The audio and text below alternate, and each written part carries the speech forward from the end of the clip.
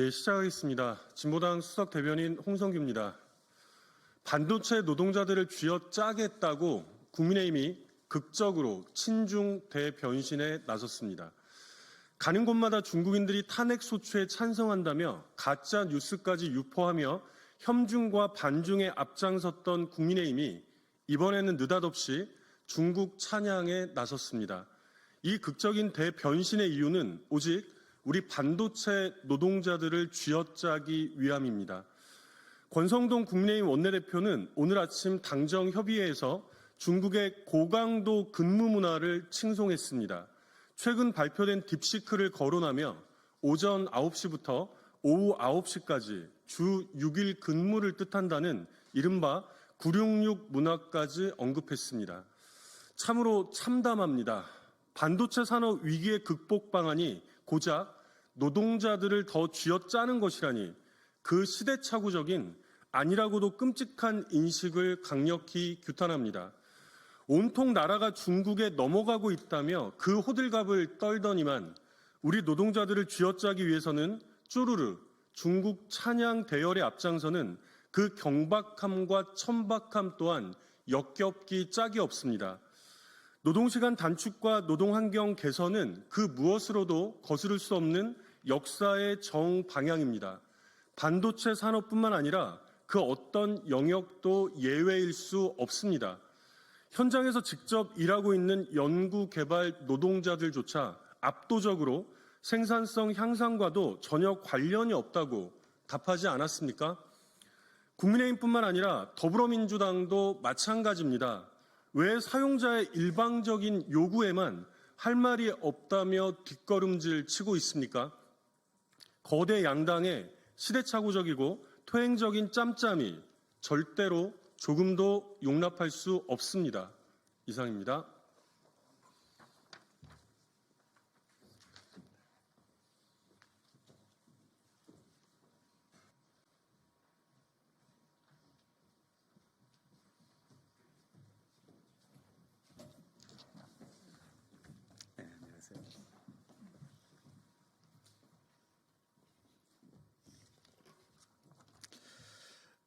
안녕하십니까. 더불어민주당 기획재정위원회 임광현 의원입니다. 저는 오늘 침체된 내수 활성화를 위해 정부 추경을 통한 민생 지출 확대와 더불어 지출 여력이 있는 기업들이 돈을 풀어 기업 자금이 시중에 돌게 하기 위한 기업 업무 추진비 비용 인정 한시적 상향을 제안하고자 이 자리에 섰습니다. 지금 소상공인 자영업자들이 너무 어렵다. 코로나 때보다 더 힘들다고 절규하고 있습니다. 실제 지난해 폐업자 수는 98만 5,868명으로 코로나가 절정이었던 20년 89만 5,379명보다 더 높은 수치입니다. 신규 사업자 대비 폐업 사업자 비율도 23년 77.3%로 최근 4년 중 가장 높은 수치를 기록했습니다. 민간의 소비 지출 규모 역시 제자리 걸음입니다. 2024년 4분기 가계 최종 소비 지출은 262조 3,600억 원으로 전 분기 262조 613억 원 대비 0.1% 증가하는 데 그쳤습니다. 2024년 3분기의 전분기 대비 증가율은 0.5%였는데 증가율이 5분의 1로 쪼그라든 것입니다. 특단의 대책이 필요한데 정부는 손을 놓고 있습니다. 이럴 때 기업도 나서줘야 합니다. 골목 상권에서 쓰는 기업 업무 추진비에 한시적으로 비용 인정을 늘려줄 것을 제안합니다. 내수 경기가 극도로 위축된 상태에서 정부는 추경으로 곳간을 열어 민생 지출을 늘리고 지출 여력이 있는 기업들은 돈을 풀면 기업 자금이 시중에 돌게 되어 어려운 골목 상권이 고개를 넘는데 큰 힘이 되지 않겠습니까? 경제 선순환에 도움이 될 수 있습니다. 국세 통계에 따르면 2023년 법인세를 신고한 일반 법인 전체의 사내 유보금은 약 2,801조 원으로 2020년 2,140조 원 대비 661조 원 증가했습니다. 이유야 있겠지만 기업들이 곳간에 돈을 쌓아놓고 쓰질 않고 있는 것입니다. 실제로 2020년 코로나 당시 내수 활성화를 위해 기업 업무 추진비 손금 한도를 1년 한시적으로 상향하였더니 기업 업무추진비 손금 신고 법인 수는 2019년 78만 7,438곳에서 2020년 83만 8,008곳으로 신고액은 2019년 11조 1,641억 원에서 20년 11조 7,469억 원으로 크게 증가하였습니다. 기업의 업무 추진비는 주요 지출처가 소비성 업종이기 때문에 경기에 민감한 특성을 가지고 있습니다. 해당 자금이 시중에 풀리면 고사 직전인 골목 상권에 숨통을 틔우고 소상공인 자영업자에게 직접적인 기력 회복제가 될 것이고 단비가 될 것입니다. 기업 입장에서도 업무 추진비 손금 한도가 상향되면 적극적인 영업활동을 할 수 있고 이를 통해 매출 증대와 경영활동에 도움을 받을 수 있을 것입니다. 작아 보이는 정책이지만 그 효과는 클 것입니다.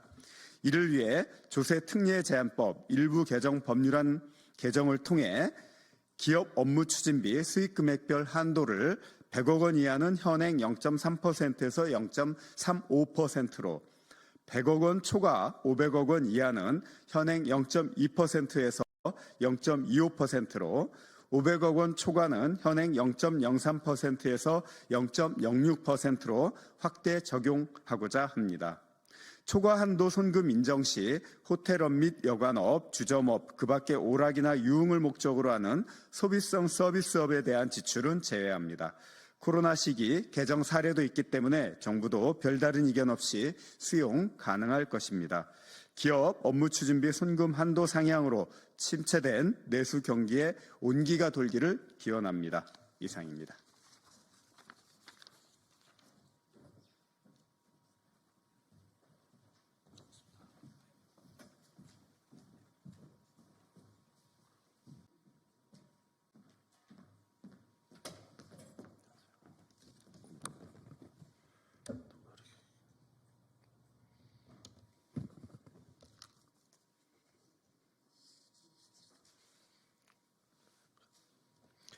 예, 더불어민주당 원내대변인 윤종군입니다. 두 건 브리핑하도록 하겠습니다.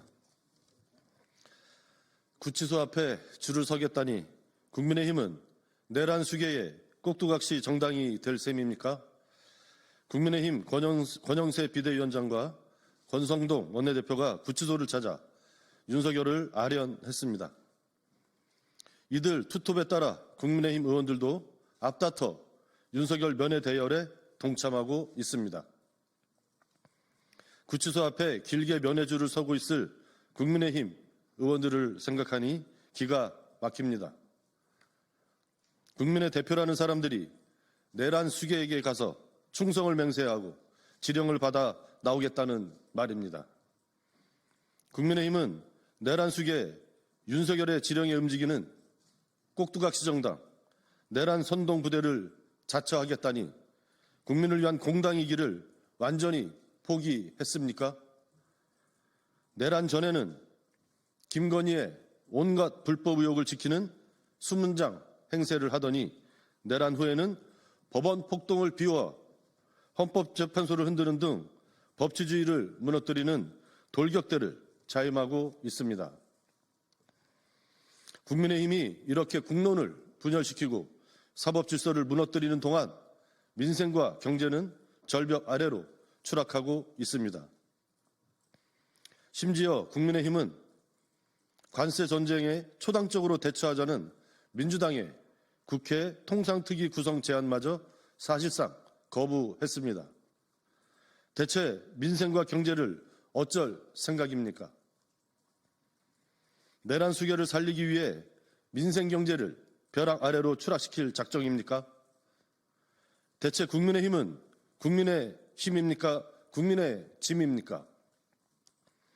국민의힘은 극단적 선동정치로 내란을 내전으로 연장하려는 망국적 망동을 당장 멈추고 대한민국과 국민을 돌아보기 바랍니다.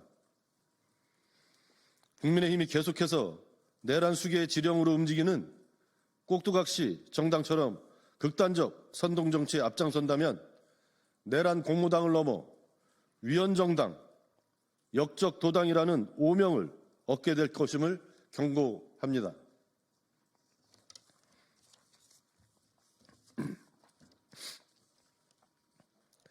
내란과 폭동을 선동하는 극우 폭도들을 엄정히 심판해 내란의 싹을 뿌리 뽑아야 합니다. 경찰이 서부지법 폭동 사태를 선동한 전광훈 목사를 내란 선동 혐의로 입건했습니다. 법원을 습격하고 공권력을 공격했던 폭도들 역시 하나둘 체포되고 있습니다. 그럼에도 극우들의 준동은 멈출 기미가 보이지 않습니다. 일부 극우 폭도들은 헌재 앞에서 내란을 옹호하며 재판부를 겁박하고 있습니다. 심지어 국민의힘 박수영 의원은 극우 폭동 내란 세력과 결탁하려는 것인지 제2의 6.25라는 망발을 서슴지 않으며 내란을 내전으로 몰아가려고 안간힘을 썼습니다. 내란 선동은 표현의 자유일 수 없고 극우 폭동 또한 국민 저항권의 영역에 속할 수 없습니다. 만인은 법 앞에 평등하고 모든 국민의 의견 표명은 헌법 질서 안에서 이루어져야 합니다. 내란 폭동 세력의 헌정 유린 행위를 더 이상 묵과해서는 안 됩니다. 누구도 다시는 내란과 폭동을 꿈꾸지 못하도록 발본색원해야 헌정 질서를 지킬 수 있습니다. 경찰은 대한민국의 헌정 질서를 지키기 위해 폭동 가담자뿐 아니라 내란을 선동하는 자들을 한 명도 남김없이 철저히 수사해 법의 심판대에 세우기 바랍니다. 예, 마치겠습니다.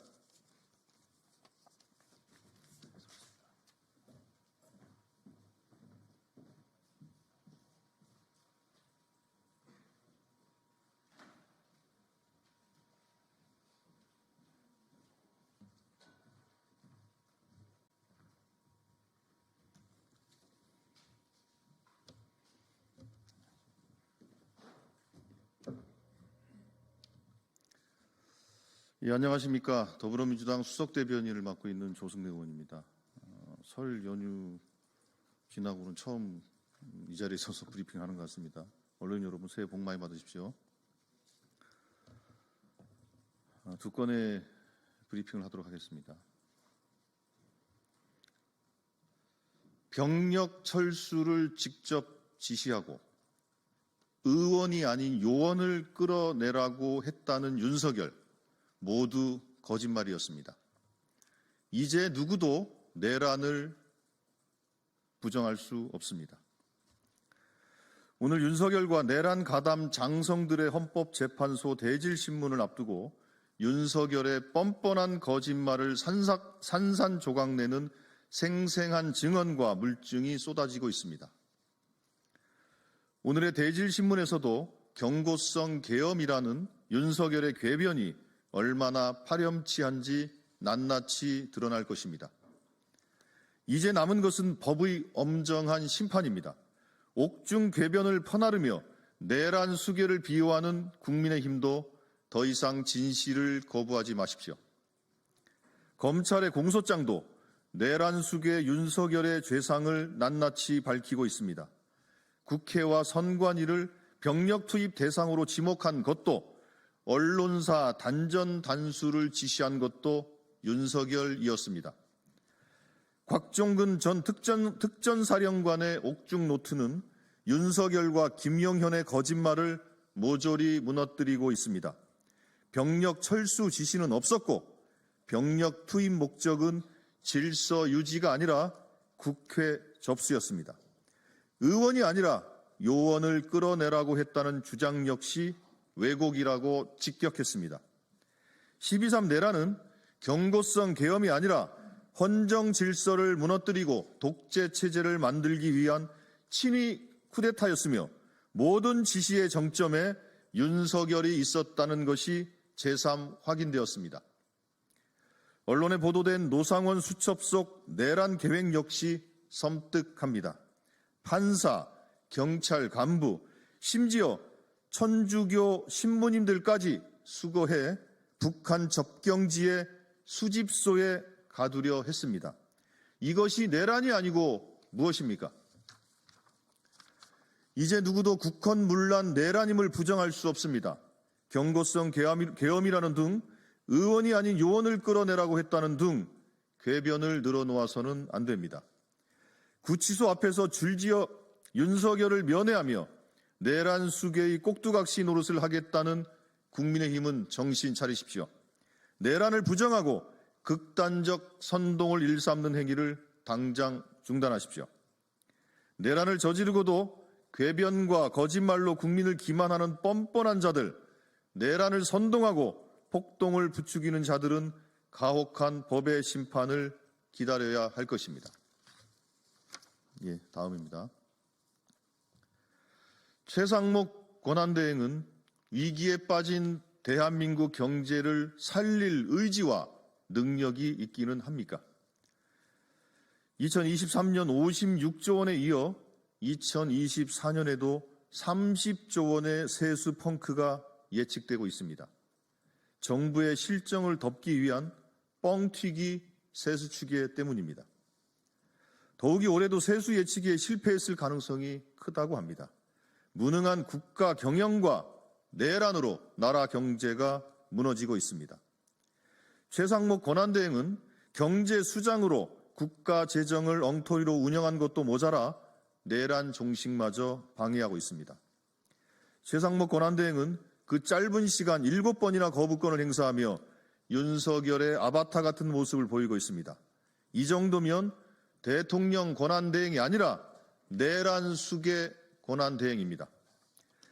트럼프 대통령의 말 한마디에 우리 주식시장과 환율이 요동치고 있는데도 정부의 역할은 찾을 수 없습니다. 나라 경제 책임자인 최상목 대행은 대책 없이 거부권을 행사한 거 말고 무엇을 하고 있습니까? 경제수장 최상목은 보이지 않고 대통령 놀이에 빠진 내란 대행 최상목만 남았습니다. 무능과 무책임으로 일관하는 최상목 대행이 대한민국을 어디까지 끌고 가려는 것인지 매우 우려스럽습니다. 경기 둔화에 대응하고 민생을 살리기 위한 추경이 시급합니다. 최상목 대행은 경제 수장으로서 민생 회복을 위한 추경 편성에 즉각 나서기 바랍니다. 또한 산적한 경제 문제를 신속하게 풀고 내란 종식을 위해 마은혁 헌법재판관을 임명하기 바랍니다. 예, 이상입니다. 감사합니다.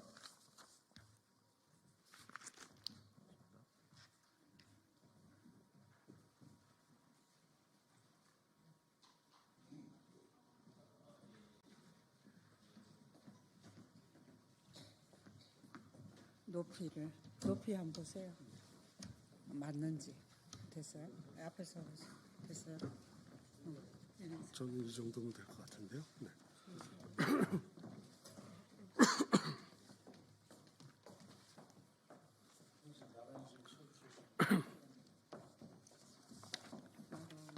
이쪽으로 넣으시죠.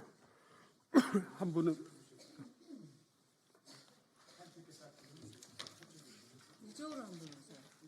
좌우 균형을 맞추고. 인사 한번 해주세요. 자, 인사합시다. 차렷 국내.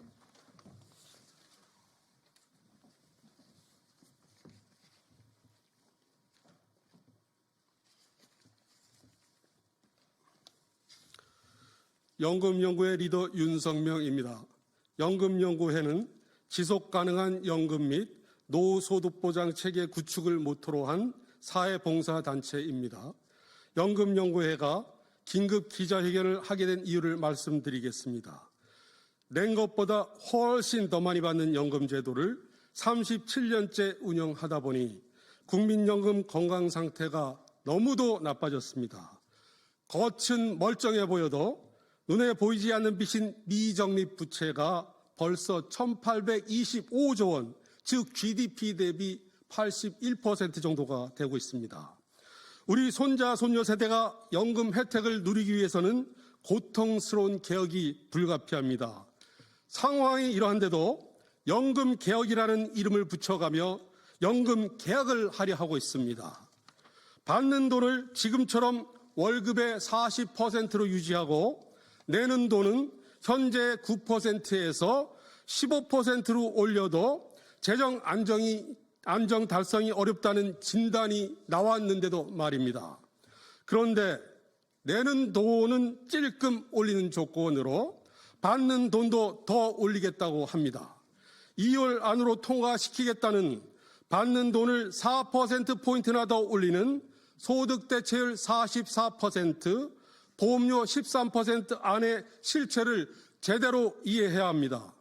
올해 경제성장률 2% 달성도 어렵다는 마당에 연금은 10%나 더 올려주겠다는 의미라서 그렇습니다. 이러한 연금 계약안이 연금 개혁안으로 둔갑되어 통과된다면 그 부담으로 인해 우리 손자, 손녀 세대는 필봉이, 아니 허리가 부러질 수도 있습니다. 그러니 받는 돈인 소득 대체율은 40%를 유지하면서 보험료를 13%로 조속히 인상해야 한다고 연금연구회가 거듭 주장하고 있는 것입니다. 현재 59세인 국민연금 의무 납입 연령, 즉 회사에서 보험료를 절반 내주는 나이를 5년 더 늘릴 수만 있다면 받는 돈, 즉 소득 대체율이 5%포인트나 더 늘어나게 됩니다.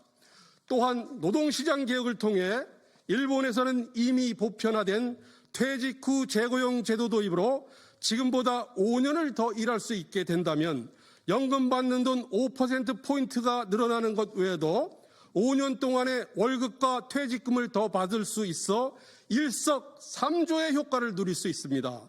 이렇게 하는 것이 진정한 의미의 공적연금과 노후소득 강화입니다.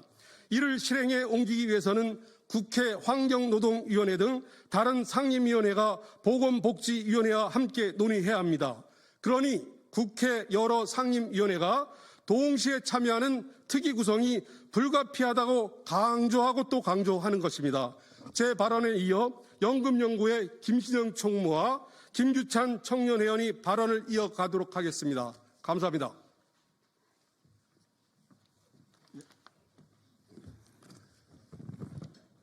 네, 연금연구회 총무를 맡고 있는 김신영입니다. 국회 연금개혁 논의 재시동에 즈음하여 연금연구회에서 말씀드립니다. 국민연금 개혁 논의에 다시 시동이 걸린 것으로 보입니다. 불확실한 정치 환경에도 불구하고 국회가 연금개혁이라는 중대 국가 의제에 대한 논의를 다시 시작한 것에 대해 연금연구회는 응원의 박수를 보냅니다. 국회 연금개혁 논의 재시동에 즈음하여 연금연구회는 다음과 같이 말씀드립니다. 첫째, 이번에야말로 연금 관련 정보의 투명한 공개와 합리적 전문가 집단 그리고 관련 모든 세대의 참여가 바탕이 되어야 합니다. 저희 연금연구회는 작년 하반기 이후 진행된 공론화위원회 중심의 연금개혁 논의가 얼마나 부실했으며 무책임하였는지 이미 수차례 말씀드린 바 있습니다.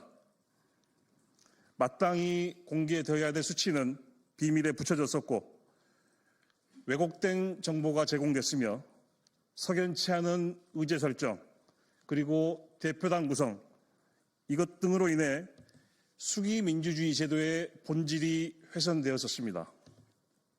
또한 연금 개혁의 결과에 직접적 이해관계를 가지고 있는 힘 있는 사회 세력과 정치 집단들이 논의 과정에 직접 참여하거나 압력을 행사해옴으로 인해 오히려 연금 전문가와 미래 세대들이 논의 과정에서 배제당했었습니다.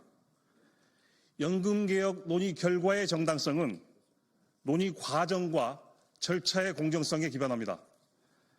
공정한 과정과 절차란 투명한 정보의 투명한 공개와 전문가 및 이해 당사자들의 참여 보장을 의미합니다. 둘째, 언론 보도에 따르면 현재 국회에서 논의되고 있는 연금개혁안은 소득 대체율 인상을 포함하고 있는 것으로 보입니다. 연금연구회는 감히 말씀드립니다. 소득 대체율 인상이 포함된 연금개혁은 제도의 지속 가능성은 전혀 고려하지 않고 오히려 대놓고 미래 세대들을 약탈하겠다는 선언과 다르지 않습니다. 이미 저희 연금연구회는 21대 후반기 국회에서 여야 합의라는 이름으로 진행되었던 소득대체율 인상수치 43% 또는 44%였습니다. 이러한 수치들이 근거도 없고 족보도 없으며 연금개혁이라는 이름을 붙일 수조차 없는 이유를 말씀드린 바 있습니다. 다시 한번 말씀드리자면 소득대체율 인상은 2023년 현재 1,825조 원가량의 국민연금의 미적립 부채를 불과 20년 뒤인 2050년에 약 6,509조 원으로 대략 3.5배나 늘리게 되는 결과를 가져오게 됩니다. 미래 세대에게 부담을 전가하지 않고 인상된 소득 대체율에 의해 연금을 지급하기 위해서 필요한 보험료는 최소 22% 수준입니다. 그렇다면 현재 여야가 합의하고자 하는 보험료 13%가 의미하는 바는 자명합니다. 우리 세대는 더 이상은 못 내겠다. 나중에 부족하면 미래 세대가 알아서 해라. 라는 의미로밖에 해석할 수 없습니다. 어떤 유형의 연금이건 연금제도의 근본은 수지균형이며 여기에는 어떤 이견도 있을 수 없습니다. 셋째, 정치권 일각에서 제시된 연금개혁 로드맵인 선모수개혁 후 구조개혁에 대해 연금연구회의 입장을 말씀드립니다. 소득대체율 인상이 포함된 모수개혁은 모수개혁이라 부를 수 없습니다. 연금개혁 논의가 시작된 이유가 기금 고갈의 위험으로 인한 제도의 지속 가능성 악화 그리고 예견되는 세대 간 불공정이었습니다.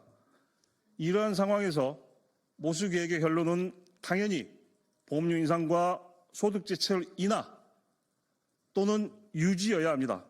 그래야만 다음 단계로서 구조개혁에 대한 논의가 가능해집니다.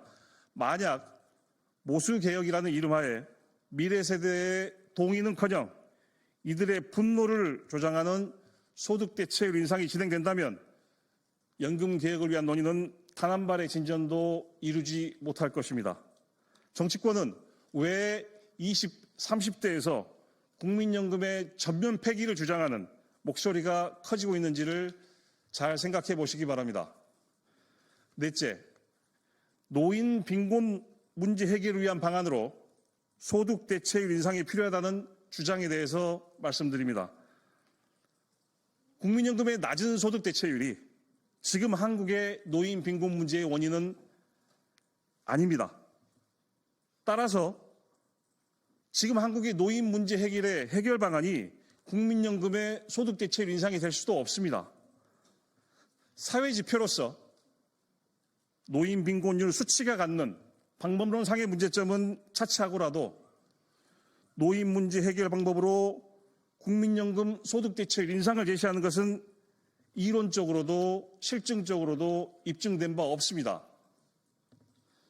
소득 대체율 인상의 효과는 연금 가입 기간이 비교적 짧은 빈곤 노인층에 절대 크지 않으며 실제 빈곤 노인들에게 기초연금을 차등 지급하는 제도가 훨씬 효과적일 수 있음이 국내외 수많은 연구들을 통해서 밝혀진 바 있습니다.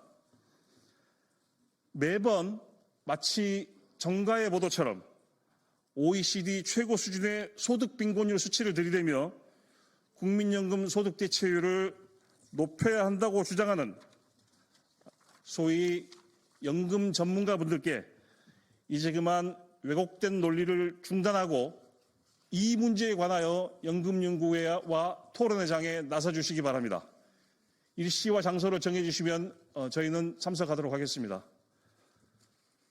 호혜적이지 못하고 공정하지 못한 사회적 연대는 강요된 연대, 즉 연대를 가장한 폭력입니다. 지금 정치권에서 논의되고 있는 모수개혁으로 인해 가장 이득을 보는 세대와 집단이 누구인지를 밝혀내는 작업은 그리 어렵지 않습니다. 이 작업에는 무슨 대단한 수학 공식이 필요한 것도 아닙니다. 확실한 것은 현재 모수개혁이 진행된다면 가장 큰 피해는 이 땅의 미래 세대들에게 돌아간다는 사실입니다. 자동 조정 장치, 세대별 보험료 차등, 기초연금 및 퇴직연금 재구조화, 의무 납입기간 연장 등 수많은 연금개혁 과제들이 눈앞에 산적해 있습니다. 연금연구회는 어떤 특정 세대나 특정 집단을 결코 대변하지 않습니다. 연금연구회가 지향하는 연금개혁의 원칙은 바로 세대 간 형평과 제도의 지속 가능입니다. 이 두 가지 목표를 위해 연금연구회는 현실에 대한 과학적 분석과 이에 기반한 합리적 미래 예측 그리고 정책 제안을 해오고 있습니다. 저희 연금연구회는 연금개혁에 관한 어떤 방법과 대안에도 진지한 자세로 분석하고 의견을 말씀드릴 준비가 되어 있음을 다시 한번 강조드립니다. 끝까지 읽어주셔서 고맙습니다. 예, 감사합니다.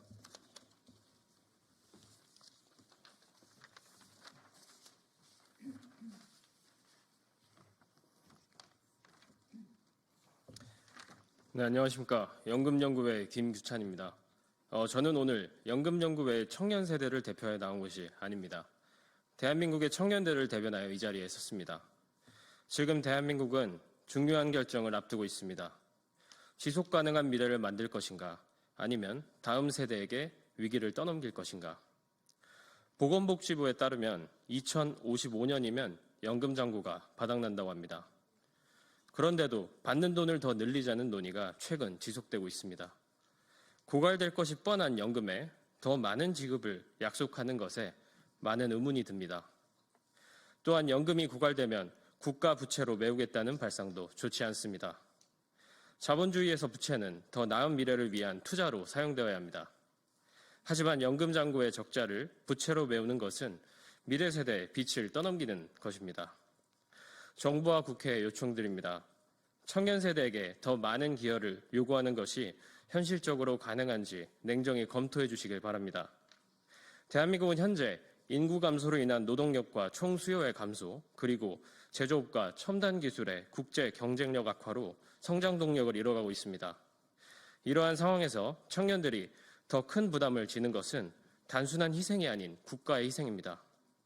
두 번째로 정당과 정권을 초월한 개혁을 부탁드립니다. 연금개혁은 정치적 부담이 너무나도 큰 아젠다입니다. 정권이 바뀔 때마다 지지율 하락에 대한 우려로 폭탄이 되어 다음 정부로 넘겨졌습니다. 그 결과 지금 우리는 하루 약 1,000억 원의 연금 적자를 보고 있습니다. 기성세대 여러분, 우리는 당신들이 만든 강한 대한민국의 미래를 걱정하고 있습니다. 지금 결단치 않는다면 우리 아이들과 손주들은 더 무거운 짐을 지고 살아가야 합니다. 청년 세대 여러분, 우리는 이 문제의 당사자입니다. 이제는 결코 외면할 수 없습니다. 마지막으로 정부와 국회에 다시 한번 요청드립니다. 국가의 존속을 위한 제대로 된 연금 개혁을 간곡히 부탁드립니다. 감사합니다.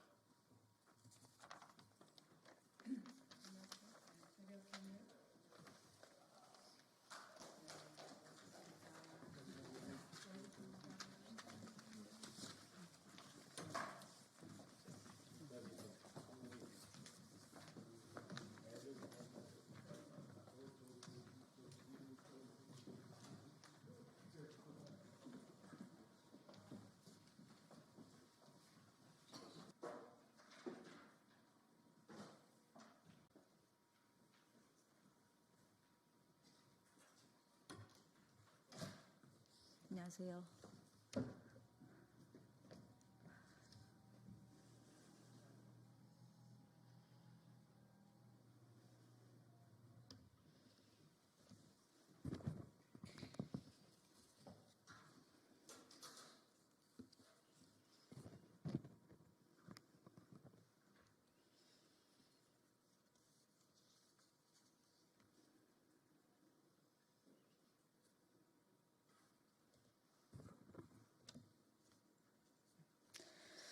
예, 진보당 비정규직 노동자 정혜경 의원입니다.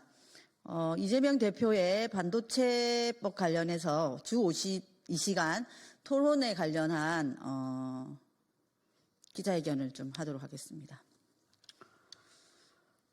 반도체 산업 주 52시간 적용제 추진과 관련하여 이재명 대표에게 야5당 끝장 토론회를 제안합니다. 어제 이재명 대표가 주도한 반도체 산업에서 주 52시간 적용제에 관련한 토론회가 있었습니다. 이재명 대표는 자신을 설득해보라며 토론자들에게 질문을 쏟아냈지만 정작 설득해야 할 대상은 이재명 대표가 아니라 현장에서 일하는 노동자입니다. 연봉이 높다는 이유로, 산업이 어렵다는 이유로 예외를 만들다 보면 주 52시간이라는 노동시간의 마지노선은 무너지게 될 것입니다. 이재명 대표와 토론을 하고 싶습니다. 첫째, 이재명 대표가 꿈꾸는 대한민국에는 일생활의 균형, 가로가 없는 사회는 없어졌습니까? 총노동시간의 문제만이 아닙니다. 몰아서 일하는 게 가로입니다. 연봉이 높으면 휴식 없이 일해도 되는 것입니까? 연봉이 높으면 가로가 용인되는 것입니까? 둘째, 삼성의 반도체 산업이 혁신하지 못하는 것이 주 52시간 노동시간 제한 때문입니까? 그렇다면 최근 SK하이닉스의 도약은 무엇으로 설명하시겠습니까? 우리나라가 대만보다 노동시간이 짧아서 반도체 산업이 뒤처졌습니까?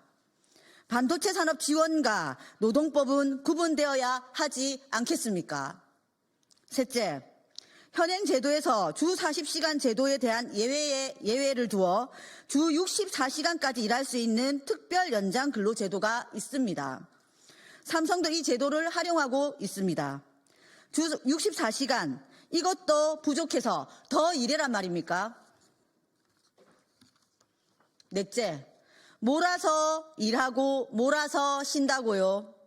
이재명 대표는 현장에서 노동자 주도로 본인의 선택으로 근로시간이 결정되리라고 생각하십니까? 업무 환경이 사측의 주도로 변화하는 현장 상황을 모르고 하시는 말씀입니까? 이재명 대표는 어제 토론회에서 총 노동시간을 늘리자는 것이 아니다. 반도체 외에 다른 산업으로 확대될 것을 우려 말라. 노동 착취가 될 것을 의심하지 말라. 이야기하며 신뢰를 이야기했습니다. 윤석열 정부의 탄력 근로제 도입을 노동 착취라고 하던 이재명 대표가 중도 확장을 이유로 반도체 산업에서 주 52시간 예외를 두자고 입장을 바꿨습니다. 이렇게 손바닥 뒤집듯 입장이 바뀌는데 노동자는 누구를 신뢰하겠습니까? 여의도 응원봉 집회에서 문재인 정부의 실패를 반성하며 응원봉 혁명에 나선 시민들과 함께하겠다는 그 약속을 기억합니다. 이재명 대표에게 민주당 안에서뿐만이 아니라 야5당이 함께 이 문제에 대해서 끝장 토론할 것을 제안합니다. 이상입니다.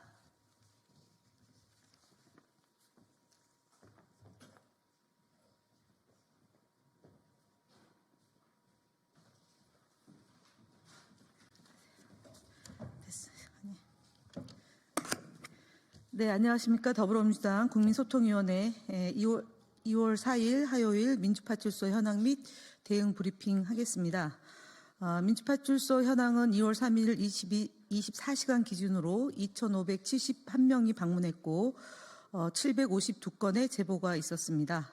매체별로는 네이버가 29.12%로 제일 높은 수치를 기록했고 그 뒤로 유튜브 19.15%, SNS가 8.78%, 커뮤니티가 5.85%로 제보되었습니다. 주요 제보된 내용에 이재명 암살단 관련 제보가 다수 접수되었습니다. 이재명 암살단이라는 카카오톡 오픈 채팅방이 운영 중이며 국민의힘 중앙회라는 네이버 밴드를 통해서 이재명 체포조를 만들자 활동하실 분들 신청하라. 조건은 무술 유단자 죽음이 두렵지 않은 자라는 모집글이 게시되어 참가자를 모집 중인 것으로 확인되었습니다.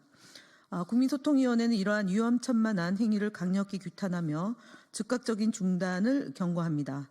특히 국민의힘 중앙회의 불법적이고 반민주적인 행위에 대한 사실관계를 국민의힘은 신속하게 확인하고 즉각 조치를 취해 줄 것을 요구합니다. 정치가 결코 혐오와 폭력이 장이 되어서는 안 됩니다. 국민소통위원회는 해당 활동에 대해 지속적으로 모니터링하고 강력히 대응할 것입니다. 아울러 당대표에 대한 경호 강화를 해달라는 국민들의 요구가 높다는 점 또한 알고 있습니다. 안전조치를 더 강화시키겠다는 말씀을 드리겠습니다. 민주주의는 폭력이 아닌 대화와 토론을 통해 발전해야 됩니다. 어떠한 유혹과 폭력도 이를 흔들 수 없다는 점에 분명히 밝힙니다. 두 번째로는 어저께 이재명 대표께서도 말씀하셨지만 국민의힘의 거짓말 시리즈를 말씀드리겠습니다. 이 내용은 전영기 국민소통위원장이 말씀드리도록 하겠습니다. 거짓말 전까지 하겠습니다.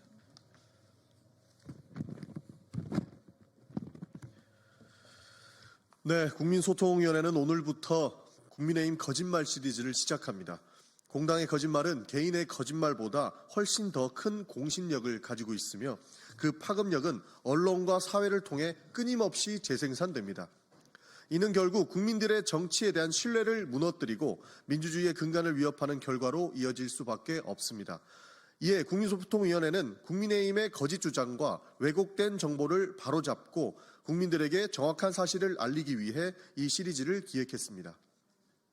국민의힘 거짓말 시리즈 첫 번째입니다. 지난 2월 2일 권성동 원내대표의 기자간담회에서 나온 거짓말입니다.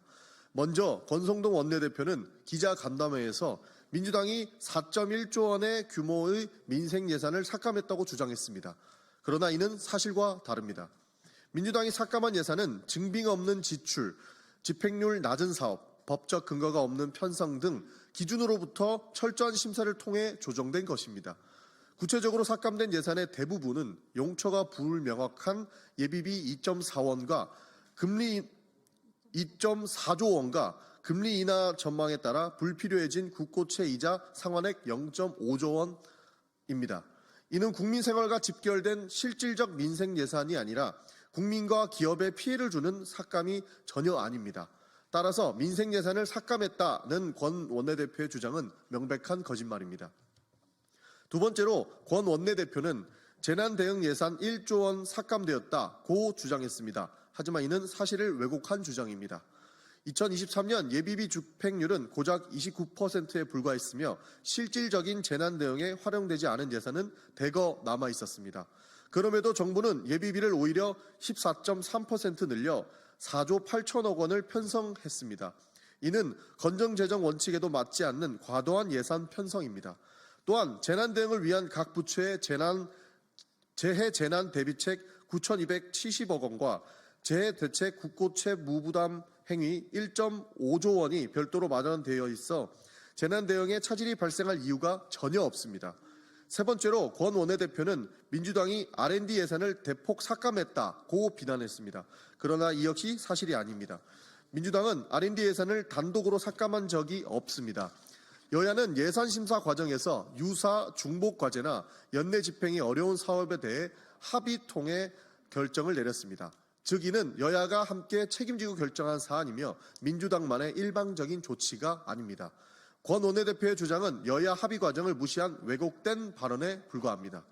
마지막으로 권 원내대표는 이재명 대표를 겨냥해 민생의 진심이라면 여야정 협의체에 복귀해야 한다고 주장했습니다. 그러나 이는 사실을 왜곡한 발언입니다. 여야정 협의체가 정상적으로 가동되지 못하는 이유는 국민의힘이 추경안에 반대하며 실무회의에 전혀 참석하지 않았기 때문입니다. 권 원내대표의 정확한 사실관계부터 파악하고 그 발언을 해야 할 것입니다. 여야정 협의체가 가동되려면 권성동 원내대표의 진심부터 보여주셔야 할 것 같습니다. 이상으로 국민의힘 거짓말 시리즈 첫 번째 편을 마치겠습니다. 네, 국민소통위원회는 앞으로도 국민의힘의 왜곡과 거짓말을 바로잡고 진실이 밝혀질 때까지 이 시리즈는 지속적으로 계속해 나갈 것입니다. 국민 여러분께서도 민주파출소에 관련 제보를 해주시면 철저히 검증하여 국민의힘의 거짓말을 끝까지 파악하고 파헤치겠습니다. 이상으로 브리핑을 마치겠습니다. 감사합니다.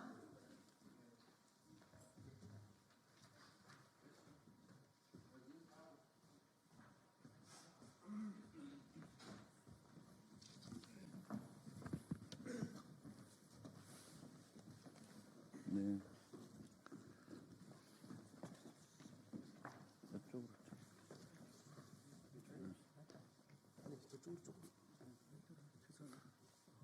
차려 경례. 네, 안녕하십니까. 더불어민주당 최고위원 김병주 국회의원입니다. 오늘 내란숙의 윤석열의 즉각 파면과 내란 동조 세력에 대한 강력한 수사를 촉구하는 대한민국 예비역 장성단의 시국 선언 기자회견을 할 예정입니다. 오늘 먼저 참석해 주신 장성분들을 소개하겠습니다. 황기철 전 해군 총장님 오셨습니다. 황영건 전 이작 사령관님 오셨습니다. 나상웅 전 3군단장 오셨습니다. 정학래 전 군수사령관 오셨습니다. 김도호 장군 오셨습니다. 김도균 전 수방사령관 오셨습니다. 최성천 장군 오셨습니다. 김태성 장군 오셨습니다. 최화식 장군 오셨습니다. 진호영 장군 오셨습니다. 김기노 제독 오셨습니다. 그러면 먼저 치국 성명문을 돌아가면서 네 분이 읽고 또 관련해서 일부 의원들 멘트를 하도록 하겠습니다. 네, 안녕하십니까. 전 제2작전사령관 예비역 대장 황인권입니다. 내란숙의 윤석열의 즉각 파면과 내란 동조 세력에 대한 강력한 수사를 촉구하는 대한민국 예비역 장군 시국 성명문. 우리는 대한민국 예비역 장성으로서 최근 진행되고 있는 내란숙의 윤석열과 그 잔당들의 헌법재판소 증인신문 및 국조특위 청문 내용 등을 보면서 도저히 그냥 지켜볼 수만 없어 시국 성명문을 발표하기로 했습니다.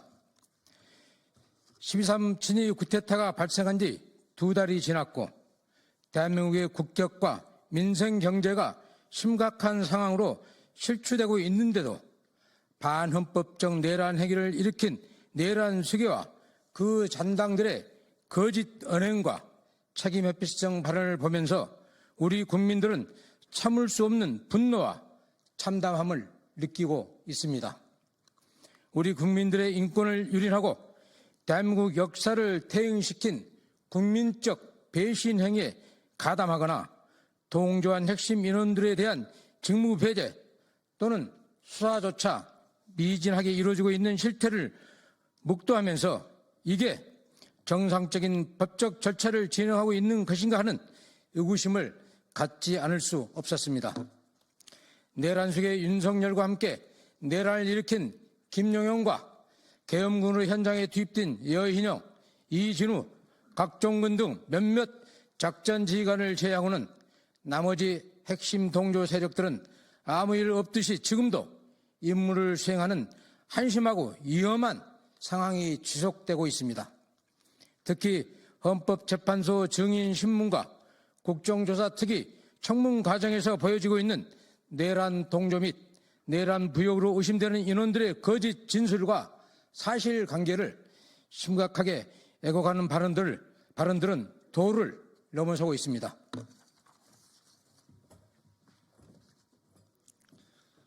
자신들은 아무 잘못이 없다는 식의 뻔뻔한 주장을 큰 소리로 항변하거나 사실관계를 왜곡하는 발언과 동문서답 및 빈정거리는 태도로 일관하는 모습은 우리 국민들에게 자괴감마저 들게 하고 있습니다. 비상계엄 당시에는 말 한마디 제대로 못하고 내란 수괴에 동조하고 부역해왔으면서 지금 와서 자신은 본분을 충실히 지킨 것처럼 변명하는 구차하고 비겁한 언행을 보면서 이런 인원들이 국가와 군의 수괴부였고 대한민국 국정 운영에 핵심적 역할을 해왔다는 것이 한심하고 안타까울 뿐입니다. 이런 비겁하고 한심한 행태를 지켜보면서 지금도 늦은 감이 있지만 이제라도 내란에 동조하거나 부역한 인원들을 즉시 직무 배제하고 강력하게 수사를 해야 합니다.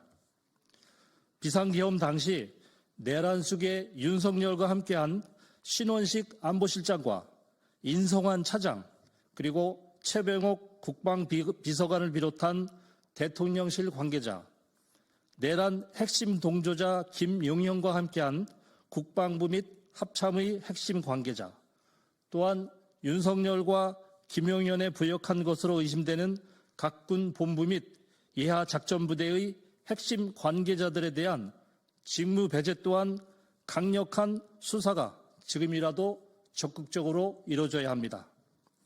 지금도 수많은 내란 증거들이 인멸되고 있다는 제보가 지속되고 있는데 현 상태로 지속 방치한다면 더 많은 내란 증거물들이 인멸되고 사실관계를 왜곡하는 한심하고 무책임한 언행이 지속될 것입니다. 12.12 구테타 이후 지난 45년 동안 우리 군이 국민들께 신뢰와 지지를 받기 위해 묵묵히 노력해 왔던 수많은 시간들이 한순간에 무참히 짓밟히는 참담한 상황을 만든 것에 대한 엄중한 책임을 반드시 지도록 해야 합니다. 내란 속의 윤석열과 김용현의 반헌법적 배신 행위에 직간접적으로 동조하고 부역한 군 핵심 관계자들에 대한 철저한 조사와 강력한 책임이 부여되지 않는다면 앞으로도 제2, 제3의 비상계엄 사태를 뿌리 뽑을 수 없을 것입니다.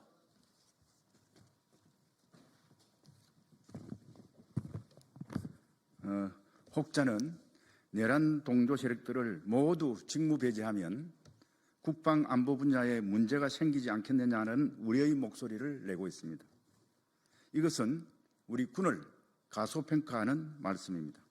우리 군은 묵묵히 자신의 본분에 충실해온 많은 진정한 군인들이 지켜온 것이지 내란 속에 부하내동하고 자신의 영달을 위해 군과 국민을 배신한 한심한 군인들이 지켜온 것은 아닙니다.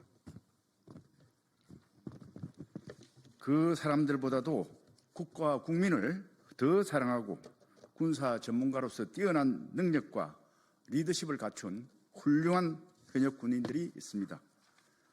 12.3 비상계엄 때도 불의에 저항하고 국가와 국민에 충성한 군인들이 있었습니다. 반헌법적 계엄을 실패하게 만든 요인 중에는 불법 부당한 지시를 사실상 거부한 군 장병들의 양심과 용기가 있었음을 우리 국민들께서도 분명히 알고 계십니다.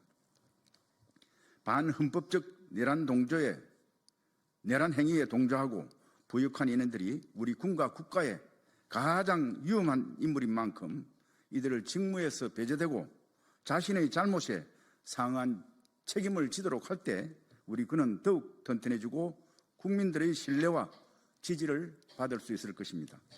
비상계엄이라는 어마어마한 국가적 배신 행위를 자행하고도 변명과 핑계로 위기를 모면하려는 내란 수기의 윤석열과 김용현 그리고 그 잔당들을 보면서 우리 국민들과 장병들은 가슴속 깊이 끓어오르는 분노와 심각한 자괴감을 느끼고 있습니다. 자신들의 행동에 대한 진정성 있는 반성과 사과는커녕 책임질 각오도 하지 못한 인원들이 대한민국의 국격과 우리 국민들의 인권을 유린하고 짓밟았다는 것이 가정스러울 뿐입니다. 국가 안보와 군사 대비 태세의 한평생을 바쳐온 예비역 장성단은 더 이상 분노하게 하지 말고 우리 장병들과 국민들께 진정 어린 사죄와 마음에서 우러나오는 용서를 구하고 상하는 법적 책임을 지기 바랍니다. 더 이상 거짓과 선동으로 우리 국민들을 현혹시키는 비겁하고 무책임한 행태를 중단하고 12.3 친위 구테타의 실체를 국민들께 명명백백하게 밝히기 바랍니다. 이를 통해 우리 군이 안보와 국방이라는 본연의 임무에 전념할 수 있도록 해야 하며 지난 시기 국가와 국민을 위해 헌신한 장병들의 숭고한 희생이 헛되지 않게 해야 합니다.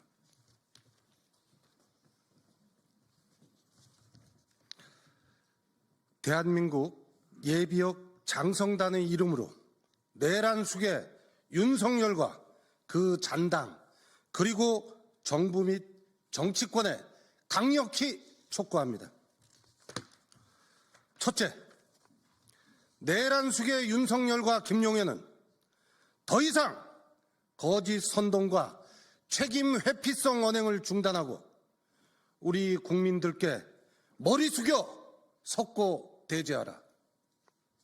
둘째, 내란숙의 윤석열과 김용현에 동조한 국가 및 군의 주요 지기자들은 12.3 친위 쿠데타의 진실을 더 이상 숨기지 말고 우리 국민들께 사실관계를 명명백백하게 밝혀라. 셋째, 정부와 정치권은 내란숙의 윤석열과 김용현에 동조하고 부역한 인원들을 조속히 직무 배제하고 철저하고 강력하게 수사하라. 2025년 2월 4일 대한민국 예비역 장성단 일동이었습니다. 네. 지금 장성당 일동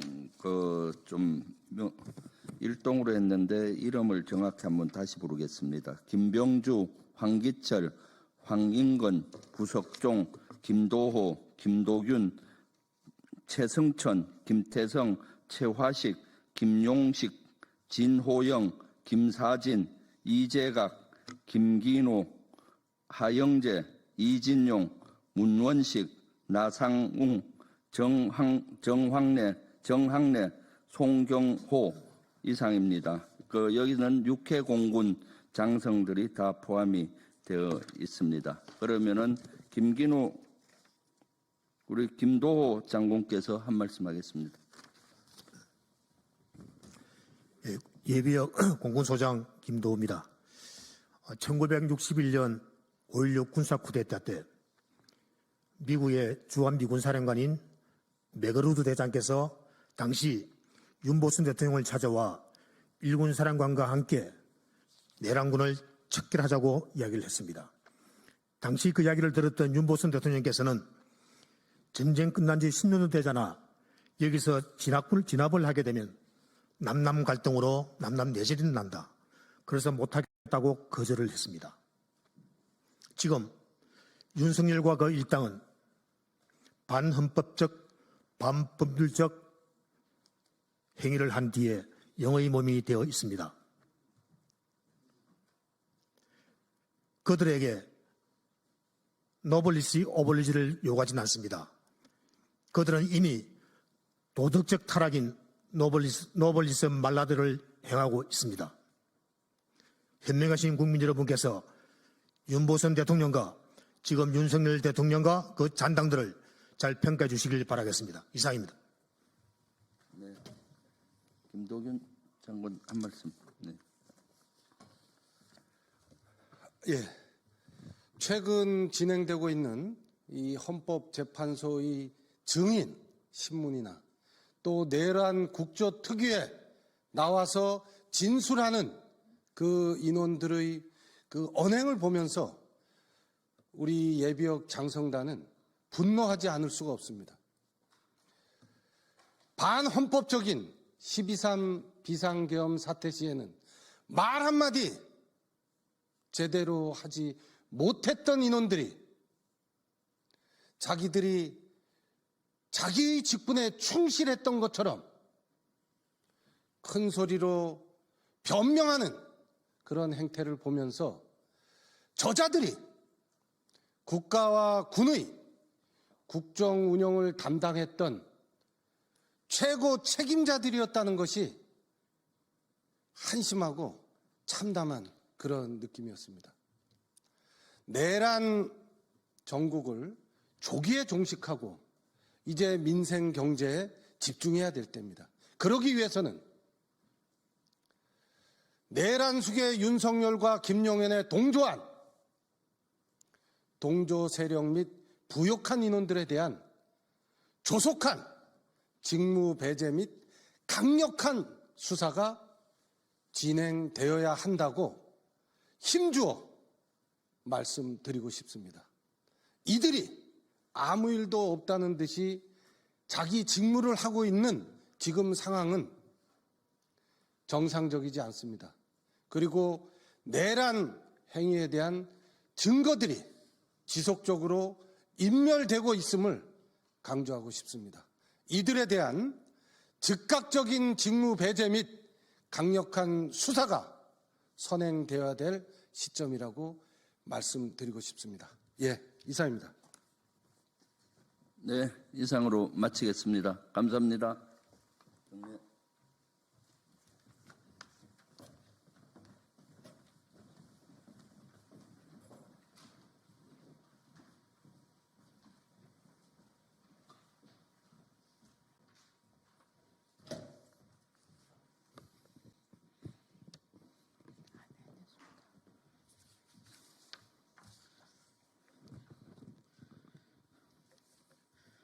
네, 안녕하십니까. 국민의힘 원내대변인 서지영입니다. 울산시장 선거 개입 사건에 대한 사법부의 판단을 국민들께서 수긍하실지 의문입니다. 조직적인 울산시장 선거 개입 혐의로 기소된 송초로 전 울산시장과 황운하 의원이 오늘 항소심 법원에서 무죄를 선고받았습니다. 앞서 1심에서는 송 전 시장의 당선을 위해 청와대와 경찰이 불법적으로 선거에 개입했다며 이들에게 징역 3년형을 선고한 바 있습니다. 청와대 8개 부서가 동원되었고 황운하 당시 울산경찰청장은 무혐의 종결된 사건을 끄집어내 김기현 후보에 대한 낙마용 수사도 시도했다는 의혹이 있었습니다. 이러한 사실들이 인정되어 피고인 15명 중 12명이 1심에서 줄줄이 유죄 판결을 받았던 사건입니다. 희대의 선거 범죄 혐의로 국민적 공분을 자아냈던 사건이기에 1심과는 180도 달라진 2심 재판부의 판단이 혼란스럽기만 합니다. 또한 오늘 2심 재판부는 공소 사실이 유죄란 의심이 든다면서도 증명되지 않았다고 무죄를 선고했습니다. 사법부의 판단은 존중합니다. 그러나 민심의 법정에서는 이들은 유죄를 확신하고 있습니다. 오늘의 판결에 국민들은 납득하기 어려울 것입니다. 이재명 대표의 말처럼 현실의 법정은 아직 한 번 더 남아 있습니다. 최종심 판결을 국민과 함께 지켜보겠습니다. 한편 지난해 1월 재기수사 명령으로 임종석 비서실장, 조국 전 민정수석에 대한 수사가 진행 중인 것으로 확인되는 만큼 이들에 대한 신속한 수사가 이루어져야 할 것입니다. 또한 송초로 울산시장 당선이라는 소원을 성취한 이번 사건의 최대 수혜자인 문재인 전 대통령도 진상규명에 적극 협조하시기 바랍니다. 민주주의를 유린한 선거 개입 사건 의혹의 진실은 밝혀질 것이고 그에 따른 사법 정의가 실현된 날도 올 것입니다.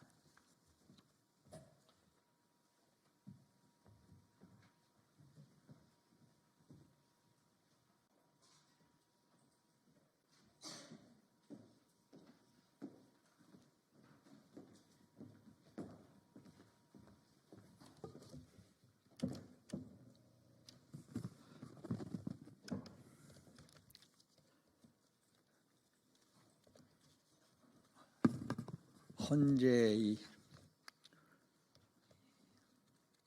여러 졸속, 운영, 운행에 대해서 책임 있는 분이 책임을 져야 된다는 내용으로 말씀드리도록 하겠습니다. 어제 헌법재판소가 마은혁 후보 미임명 권한쟁의 심판에 대해 선고 2시간 전에 돌연 연기를 했습니다. 매우 이례적이었지만 당연한 일이었습니다. 이는 헌재가 우원식 국회의장이 개인 자격으로 제기한 권한쟁의가 법리적으로 큰 문제가 있다는 것을 스스로 인정한 것이고 최상목 대통령 권한대행이 요청한 변론 재개 신청을 일방적으로 묵살한 것도 차후 공정성 시비와 졸속 판결이라는 비판을 불러올 수 있다는 점을 헌법재판소가 뒤늦게 인식한 결과라고 생각을 합니다. 대한민국 최고의 지성이라고 자부하는 헌법재판소가 왜 이런 실수를 자꾸 저질까요? 아마 조급함이 부른 참사일 것입니다.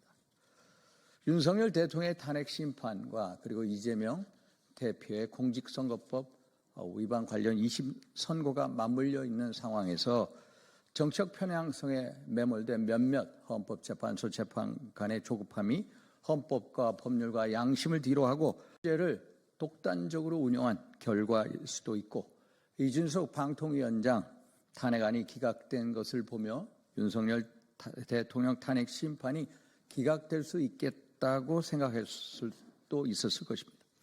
그렇지 않고서야 한 번, 두 번, 또 부족하면 세 번, 네 번 살피고 또 살펴야 하는 헌재가 이런 초보적인 실수를 왜 자꾸 저질러겠습니까?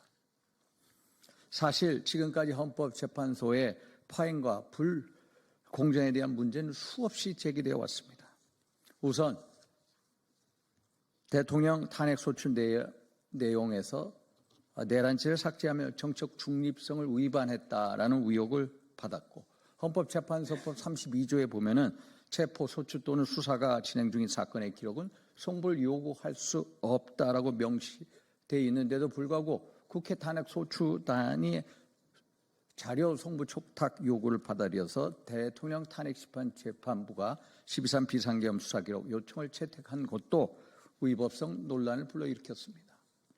또 헌재법 24조는 탄핵심판 당사자가 재판관에 대한 기피 신청을 할 수 있는 유일한 사유로 재판의 공정성이 우려되는 경우를 규정하고 있는데, 이에 대해 대통령 변호인 측이 정계선 재판관 배우자 황 모 변호사가 윤 대통령 탄핵 촉구 시국 선언에 참여했고, 또 윤 대통령 탄핵소추 국회 측 대리인 김희수 변호사 같은 법인에 근무하고 있어 공정성이 심각한 문제를 초래할 우려가 있어 기피 신청을 했지만 별다른 이유 없이 기각해버렸습니다. 또 주예 심리, 길의 일괄 지정 등 모든 것이 이례적이고 편파적이었고, 특히 5차례의 기일을 조정하는 데 있어서도 3차례는 대통령 측 변호인과 협의도 없이 일방적으로 지정하고 변론 기일 변경 시청도 철저히 무시하면서 탄핵 심판의 중대한 사안을 졸속 처리한다는 비판을 받아왔습니다. 이 또한 헌법재판소법 40조에 의하면 헌법재판은 형사소송에 관한 규정을 준용하고 형사소송 규칙에 명시된 기일 지정에 대해서는 변호인 또는 피고인과 의견을 듣도록 되어 있는 것을 지키지 않은 것입니다. 그리고 헌법재판소법 51조 동일한 사유로 탄핵심판과 형사재판이 진행이 될 경우에 탄핵심판 절차를 정지할 수 있다라는 조항을 묵살하며 형사사건의 위력만으로 현재 판결에 영향을 줄 수 있는 빌미를 스스로 만들고 말았습니다. 지금 헌법재판소는 국민 눈에는 불공정의 상징으로 투영되어 있습니다. 불공정의 대명사 바로 헌재입니다. 이에 헌재의 공정성을 회복하는 길은 무리한 운영으로 파행을 일으키고 공정성을 지키지 못한 문영배 헌법재판소 소장 권한대행이 스스로 사퇴하는 것입니다. 거듭 강조하지만 국민께서 헌법재판소의 재판관께 요구하는 것은 헌법과 법률의 양심에 따라 공정한 판결을 내려달라는 것임을 명심하여 주시기 바랍니다. 이상입니다.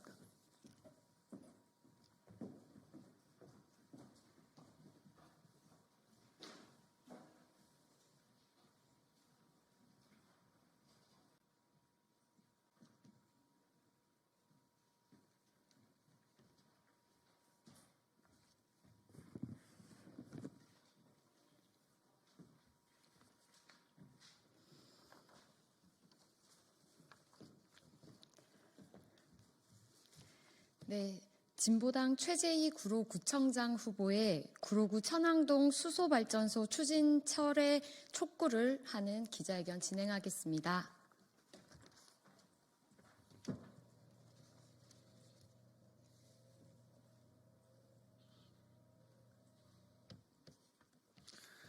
오세훈 서울시장은 대선 출마 결단 이전에 구로구 천왕동 수소발전소 건립 철회부터 결단하십시오.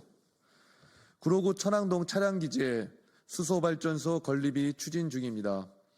그러나 지역 환경과 주민 건강에 심각한 위협이 될 것이 분명하기에 천왕동을 비롯한 구로구 주민, 인근 광명시 주민들까지 강력히 반대해 왔습니다. 그럼에도 불구하고 사업 시행사는 2월부터 공사를 시작하겠다고 구로구청에 통보를 했습니다. 구로 주민들만 속이 타고 정작 허가권자이자 유일하게 철회 권한을 가지고 있는 오세훈 시장은 수수방관하며 대선 출마에만 열을 내고 있습니다. 기가 막힙니다. 오세훈 시장은 대선 출마 결단이 아니라 구로구 천왕동 수소발전소 건립 철회부터 결단하십시오. 서울시는 수소발전소 건립이 환경보호와 지속가능한 에너지 전환을 목표로 한다며 호도하고 있습니다. 그러나 실제로는 LNG 가스를 원료로 기후위기 주범인 이산화탄소를 다량 배출하며 수소를 생산하게 됩니다. 또한 발전소 가동으로 고열과 수증기가 직접 방출되기에 발전소 주변은 24시간 내뿜는 고온의 수증기로 피해를 당하게 됩니다. 그러기에 수소발전소 건립은 당연히 주민 반발에 부딪혔고 많은 지역의 수소발전소 건립이 철회되기도 하였습니다. 2022년 서울 강동구 암사동 수소연료 전지 발전소 건립이 철회되었고 인천 송도 국제도시에서 추진되던 수소연료전지 발전 사업 계획도 2023년도 공식 철회되었습니다. 그리고 부산의 사하구에는 3년째 추진 중이었던 수소발전소 건립이 2025년 1월 10일 최종 철회되었습니다. 하지만 서울 천왕동만 계속 추진 중입니다. 주민들은 대책위를 구성하고 2,500명의 서명을 받아서 제출을 했고 구로구청장이 명백히 반대 의사를 표현했음에도 불구하고 또한 진보당, 더불어민주당, 국민의힘 등 지역의 정당 조직들도 하나같이 반대 입장을 분명히 하는데 취소 권한을 가진 서울시만 건립을 지속하고 있습니다. 그런데 이렇게 주민 반발이 큰 수소발전소 건립을 허가 승인한 장본인인 오세훈 시장이 사선 서울시장 경험은 공공재라며 대선 출마를 깊이 고민한다고 하니 참으로 기가 막힐 수밖에 없습니다. 서울의 끝자락 동네 주민들의 생명과 안전은 무시해도 된다는 것이 사선 서울시장의 경험입니까? 구로구의 주민들과 진보당 구로구청장 후보 최재희는 오세훈 시장에게 분명히 촉구합니다. 지금 결단할 것은 대선 출마가 아니라 수소발전소 건립 철회입니다. 2025년 2월 4일 진보당 구로구청장 후보 최재희.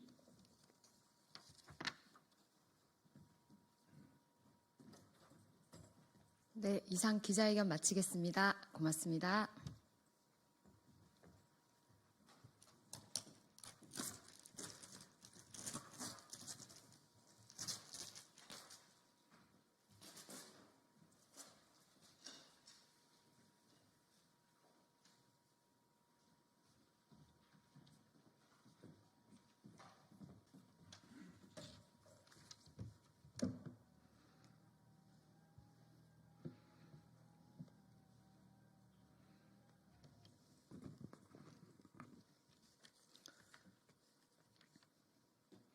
정치를 새롭게, 복지를 강하게 사회민주당 대변인 임명희입니다. 민생이 밑바닥인데 국민의힘은 조건 없는 추경부터 하십시오. 지난해 경기 악화로 폐업한 자영업자가 100만이 넘고 기업의 신규 채용은 4년 만에 최저치를 기록했습니다. 이로 인해 가장 먼저 피해를 보는 것은 바로 노동시장입니다. 폐업이나 정리해고로 직장을 떠나야만 했던 노동자가 10만 명이 넘게 증가했고 이는 코로나 이후 4년 만에 증가한 수치입니다. 주 17시간 이하의 초단시간 취업자는 250만 명이며 15세 이상 고용률은 역대 최고치를 기록했습니다. 이는 정규직 채용은 줄고 비정규직을 비롯한 단시간 채용이 증가한 것으로 노동자들이 낮은 임금과 불안정하고 열악한 노동 환경으로 몰리고 있다는 것입니다. 역대 최악의 경제 상황을 겪고 있는 우리 국민들은 일하고 싶어도 일자리가 없고 그나마도 부당한 노동 환경을 감내해야 일할 수 있습니다. 먹고 살기 힘든 정도가 아니라 당장 생존이 걱정입니다. 이런데도 국민의힘과 최상목 권한대행은 당장 시급한 추경 예산에도 여야정 협의체라는 조건을 달고 있습니다. 국민 생존이 국민의힘에겐 정략적 협상 대상입니까? 부자 감세, 긴축 재정, 내란 사태까지 국가 위기를 자초해 놓고 어떤 책임감도 없이 그저 자신들 생존이나 생각하는 국민의힘 때문에 국민들의 삶은 피폐해졌습니다. 당장 조건 없는 추경을 진행하십시오. 감사합니다.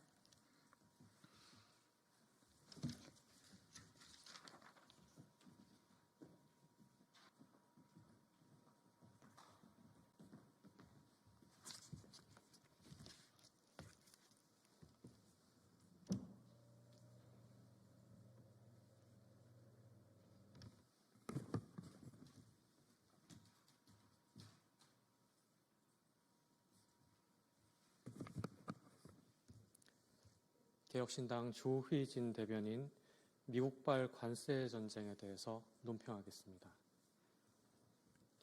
미국이 캐나다와 멕시코에 대한 25% 관세 시행을 한 달간 유예한 반면 중국산 수입품에 대해서는 예정대로 10%의 추가 관세를 적용하기 시작했습니다. 이에 대응하여 중국은 미국산 제품에 최대 15%의 보복 관세를 부과하겠다고 발표하면서 미국발 관세 전쟁이 격화되고 있습니다. 미국의 이러한 상반된 행보는 협상을 통한 문제 해결의 가능성을 열어두려는 의도로 보입니다. 그러나 캐나다와 멕시코에 대한 관세 유예가 일시적 조치에 불과하다는 점에서 수출 의존도가 높은 우리나라는 관세 전쟁의 파급 효과에 지속적으로 노출될 수밖에 없습니다. 정부는 국제 무역 동향을 면밀히 주시하겠다는 입장을 밝혔지만 현재 행정부의 공백 상태로 인해 국내 산업이 입을 수 있는 잠재적 피해를 최소화하기 위한 선제적인 대책을 기대하기 어려운 실정입니다. 전쟁은 대응하기보다는 대비해야 합니다. 관세 전쟁의 여파가 한반도에 이르렀을 때 최선을 다해서 대응하겠다고 말하기는 쉽지만 그때는 이미 우리가 할 수 있는 일이 많지 않을 것입니다. 정치와 외교가 마비된 상황에서 여당은 여전히 현재의 위기를 야당 탓으로 돌리는 데에만 몰두하고 있습니다. 국민의힘은 이러한 엄중한 시기에 미국과의 외교를 계엄 내란을 정당화하는 데만 소모하는 행태를 즉시 중단해야 합니다. 우리 경제는 지금 위기를 마주하고 있습니다. 개혁신당은 언제나처럼 정쟁보다는 실질적인 대책을 마련하는 데 주력하여 이 위기를 대비하고 극복하기 위한 노력을 지속하겠습니다. 개혁신당뿐만이 아니라 모든 정치권이 이러한 난국에서 본연의 역할을 다할 수 있도록 국민 여러분께서 철저한 감시의 눈길로 함께해 주시길 부탁드립니다.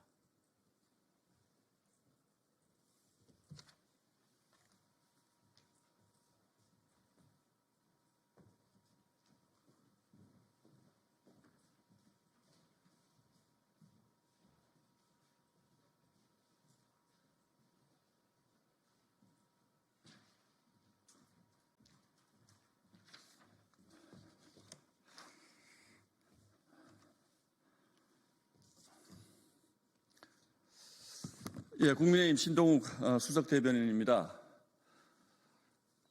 이재명 민주당 대표 측이 서울고등법원 재판부에 공직선거법 250조 1항 허위사실 공표죄가 위헌법률 허위사실 공표죄에 대해서 위헌법률 심판 재청을 신청했습니다. 선거 기간 중에 허위사실을 공표해도 죄를 묻지 말라는 뜻입니다. 해도 너무합니다. 법원은 일고의 가치조차 없는 이재명 대표의 이 공개적 상습적 재판 지연 꼼수를 엄중히 경고하고 즉각 기각하기 바랍니다. 이재명 대표는 이미 지난 2019년 친형 강제 입원 논란 등과 관련한 공직선거법 위반 재판에서도 같은 취지로 위헌법률 심판 제청을 신청하기도 했습니다. 그러니까 상습범인 셈입니다. 그렇지만 이미 헌법재판소는 관련 조항에 대해서 전원 일치로 합헌 결정을 한 바가 있고 또 오랜 세월 많은 선거 출마자들이 같은 조항으로 처벌을 받았습니다. 그리고 지금도 같은 조항으로 재판이 진행 중입니다. 한쪽에서는 평범한 국민들 상대로 이른바 민주파출소라는 것을 운영하면서 가짜뉴스, 허위사실을 뿌리 뽑겠다는 이야기를 하고 있지만 이와는 반대로 정작 이재명 대표 측은 공직선거법 2심 재판에서 허위사실 공표죄는 위헌이다라는 취지의 주장을 하고 있습니다. 내로남불도 이런 내로남불이 없습니다. 법원은 이재명 대표의 공개적 상습적 재판 지연 대꼼수를 즉각 기각해 주기 바랍니다. 그리고 이미 1심 재판에서 징역 1년에 집행유예 2년이라는 피선거권 박탈령을 받은 이재명 대표는 일체 재판 지연 꼼수를 중단하고 공직선거법 위반 2심 재판에 성실하게 임하기를 강력하게 촉구합니다. 자, 고맙습니다. 이상입니다.